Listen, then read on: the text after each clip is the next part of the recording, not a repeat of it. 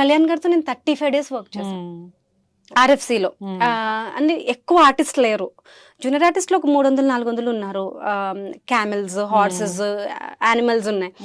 కానీ main supporting ఆర్టిస్టులు ఉంటారు కదా, ఎక్కువ మంది లేరు. ఒక 10 డేస్ వచ్చారు మిగతా వాళ్ళందరూ. మిగతా రోజులంతా నేను, కళ్యాణ్ గారు, నా హస్బెండ్ రోల్, నా డాటర్ రోల్, ఇంతవరకే చాలా టైట్ గా ఉండింది అనమాట. సో ఆ టైంలో నేను వెరీ క్లోజ్లీ చూసాను ఆయన్ని. ఐ రియల్లీ ఆయనకు ఒంట్లో బాగాలేనప్పుడు కూడా ఆయన ఎంత స్ట్రెచ్ చేస్తారు. మనం ఏదైనా చిన్నది వస్తేనే మనం అలలాడిపోతాం. ఆయన అసలు అంత హాట్ సమ్మర్ లో, యాక్చువల్గా అక్కడ పెద్ద మొత్తం ఓపెన్ ఏరియా, ఒక చెట్టు కూడా లేదు. అంత ఎండలో ఆయన టెంట్ ఉన్నా కూడా ఆయన బయట కూర్చుంటారు. మళ్ళీ టెంట్కి వెళ్ళి వస్తే టైం వేస్ట్ అయిపోద్దని చాలా సార్లు అందుబాటులో ఉంటారు. అట్లా చాలా చాలా చాలా అందుబాటులో ఆయన అన్ని పట్టించుకుంటారు.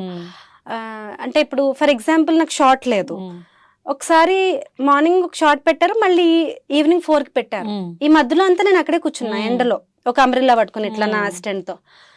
అయితే ఆయన డైరెక్షన్ డిపార్ట్మెంట్ పిలిచి, ఆ అమ్మాయికి షార్ట్ లేదు కదా, వ్యాన్ కి పంపించేచ్చు అంటే, వ్యాన్ కొంచెం ఒక 300 మీటర్స్ దూరంలో ఉంది, ఎందుకు అలా కూర్చోబెట్టారు, మళ్ళీ షార్ట్ ఉన్నప్పుడు పిలవచ్చు కదా. ఐ హ్యావ్ ఎ బేబీ అనమాట. సో నేను చిన్న బేబీని ఒళ్ళో కూర్చోబెట్టుకుని, ఎందుకు అమ్మాయిని అట్లా పంపించేయండి, ఆయనకి అవసరం, he doesn't have to take care of me, but no he minds everything.